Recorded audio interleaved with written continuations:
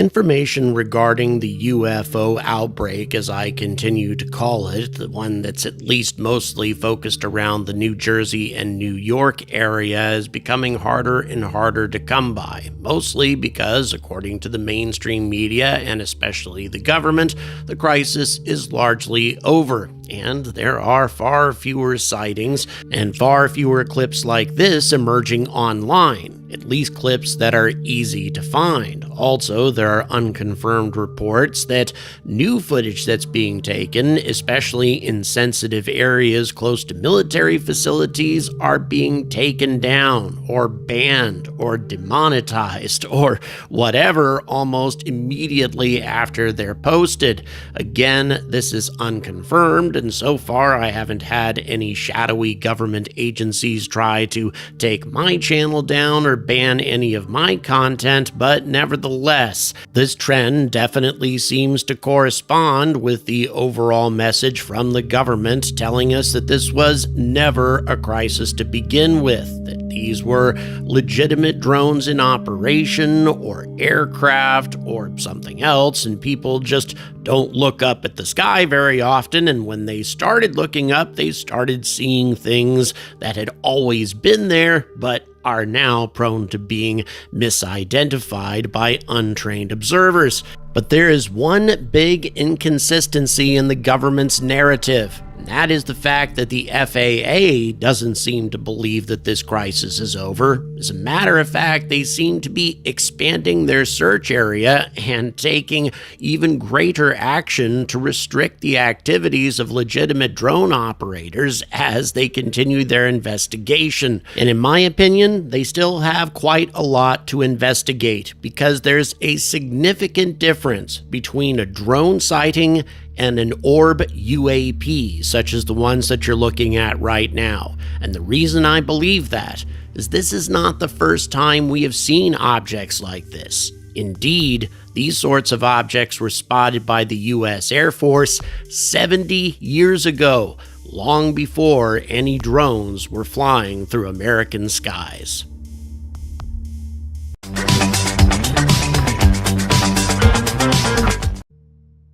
So as just about all of us probably know at this point, the government is insisting that whatever all of these sightings have been in the New Jersey, New York area, which by the way have also extended all over the country and indeed even in other nations around the world, they aren't a threat to national security. But in spite of this, the FAA has taken even more extreme action than they were taking before. At first, the FAA had implemented a drone exclusion zone to 22 districts in New Jersey, but now that has extended to another 9, and there are new clips emerging from counties like Somerset, New Jersey, Ocean, and Bergen. Public fascination has not gone away.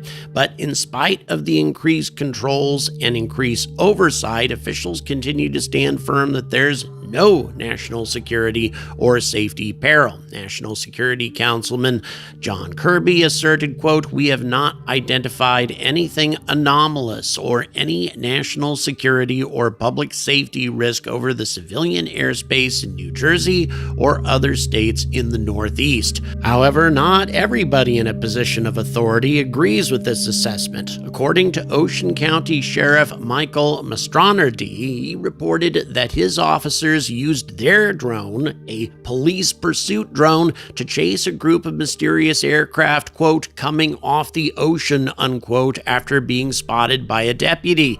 But the industrial-grade drone could not keep up with the faster objects. Consequently, authorities in Ocean County sought an emergency declaration back in December to allow for federal assistance in dealing with these drone incidents. This period, however, saw heightened activity despite the new restrictions. Now, New Jersey Congressman Jeff Van Drew told reporters that his high-clearance U.S. government sources have confirmed fears that these drones could be foreign surveillance devices. He expressed alarm, saying, quote, "Something's very wrong. noting the drone's ability to travel undetected even though they're the size of minivans and fly through radar-blind zones. Again, I really question the foreign agent explanation, though. Why would a foreign agent make their drones so obvious in the night sky? We are essentially looking at the equivalent of extra bright landing lights on drones that are supposed to be keeping an eye on the United States covertly. It just doesn't make a great deal of sense to me. But the congressman had more to say about the unsettling nature of the situation. Quote, "We've got unidentifiable, sophisticated drones as big as minivans carefully navigating airspace that's not covered by radar in a very important part of our country, and still a month later we somehow don't know anything." Vandrew also criticized the tranquilizing responses from the government, stressing, "We're being told, don't worry, everything's okay." Monmouth County Sheriff Sean Golden raised the alarm over public safety due to a spike in nocturnal drone activity as well. Quote, "Residents are increasingly alarmed by the surge in drone activity after dark, raising concerns about public safety and security." He urged immediate action, stating, "We cannot wait any longer. The governor must act now, and the Air National Guard needs to step in to protect our communities." Doesn't sound like the situation is over, not by a long shot. Now, skeptics often point to commercial drones and some of the spectacular things that these drones can do, especially if they are pre-programmed, as an easy and logical explanation for everything that we're seeing right now. However, I think that there's some very big inconsistencies with that theory. First of all, commercial drones don't carry these very bright strobe-like lights that we've been seeing in these types of sightings. As a matter of fact, I saw commercial drones while I was observing activity at RAF Lakenheath, but I also saw orb UAPs. And let me tell you, there's a huge difference between the two. And there's another important thing to consider about commercial drones. No matter how sophisticated they are, they're not infallible, as you can see from this botched demonstration that was carried out in Orlando, Florida. As a matter of fact, a couple of these plunging drones struck observers on the ground, and yet out of all of the hundreds of sightings that have been made in the New York, New Jersey area, and of all the thousands of witnesses that have observed these strange objects in our night skies, none of them appear to have crashed, none of them have been recovered, and not a single drone operator has been apprehended. And not only that, this isn't the first time that we've had these types of outbreaks in this region of the country.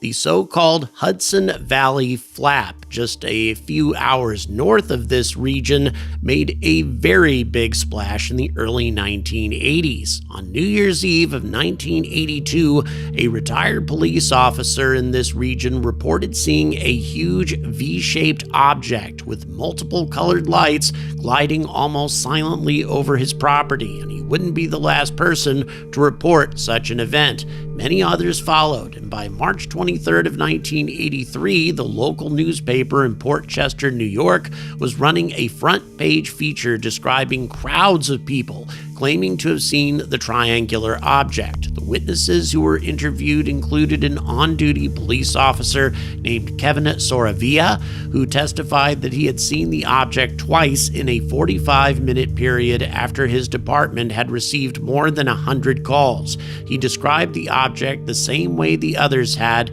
saying that he had seen it stop in mid-air and turn perpendicular before reversing course and heading away from view. At no point in the article was there any suggestion of people making up stories or misidentifying something. And by November of that year, the local newspapers were not just covering the sightings themselves, but also the people who were flocking to the valley to investigate this activity.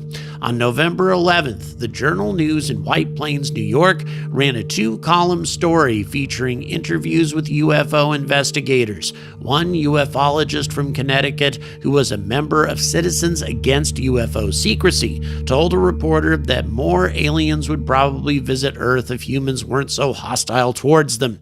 A second investigator accused the federal government of having crashed flying discs and alien bodies, insisting that they were covering up the information to keep it from the public. The paper even included comments from J. Allen Hynek, probably the most famous UFO investigator back in the 70s and 80s, who described how and why he left his capacity as a science advisor to Project Blue Book.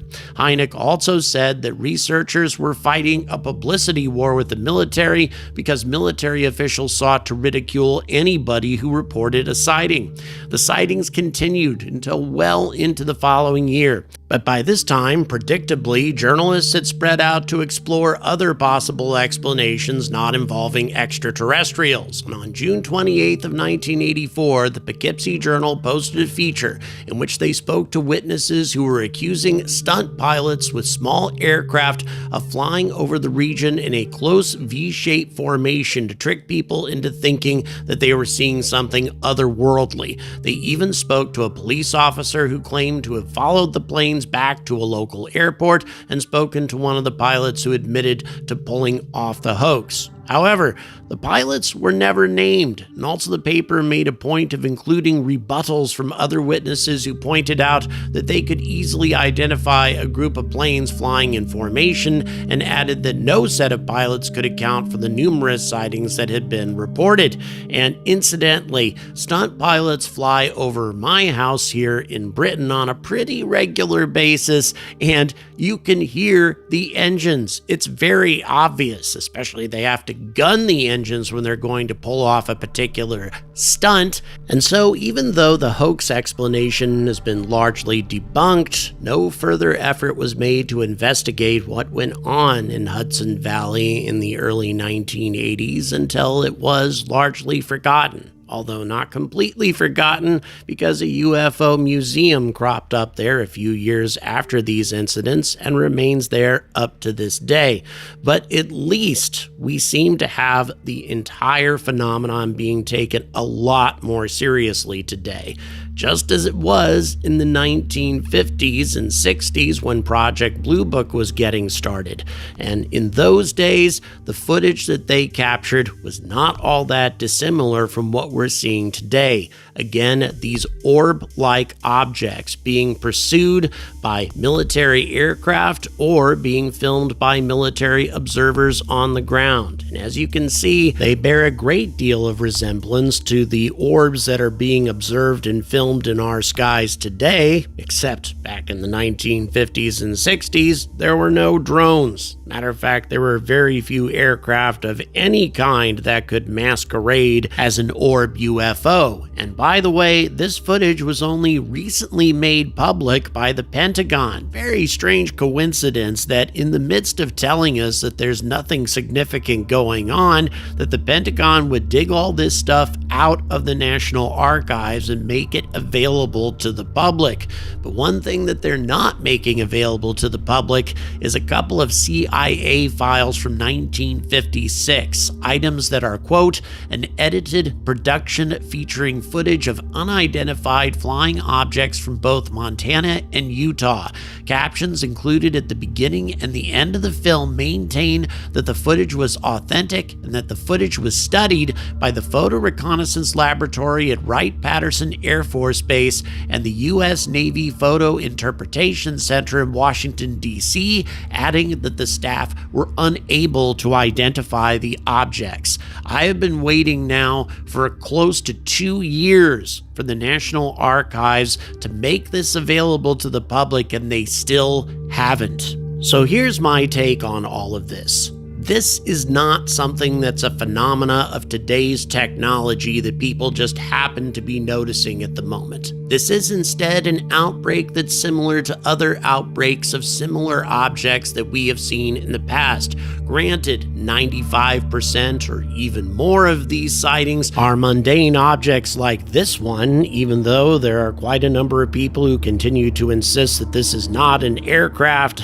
I don't see how this can't be an aircraft. aircraft. But nevertheless, in spite of the fact that the majority of the sightings that people have been making lately are indeed mundane objects that they may not have noticed in the past, there is a substantial percentage of these objects that bear a greater similarity to things that have been seen 40, 50, 70 years ago rather than recently, and cannot be explained by modern technology. And it is for this reason that the FAA is taking this situation so seriously and expanding their search area while simultaneously telling us that all is well. Thank you very much for watching, and thanks especially to new Patreon members David Bullard, Michael Maxey, and Johnny Fonseca. Keep in mind, we have a contest going on right now whereby I am giving away 2 pieces of the Starship launch facility at Boca Chica. One of them I'm giving away to a Patreon subscriber. The other I'm giving away to folks who support the channel with super thanks. And by the way, I've only gotten 3 super thanks donations so far this month, meaning that your odds of getting one of these pieces of spaceflight history are pretty darn good if you decide to support me that way. And if you're already a Patreon supporter, you've already been entered into that contest. And I'd really like to thank everybody who's supporting me right now, because January is a terrible time for content creators. It's the time that Google just pulls the rug out from under us when it comes to monetization and ad revenue. So once again, thanks so much for all that you do. And until the government gives us a legitimate explanation for what's going on in our skies, I urge all of you to stay angry about space.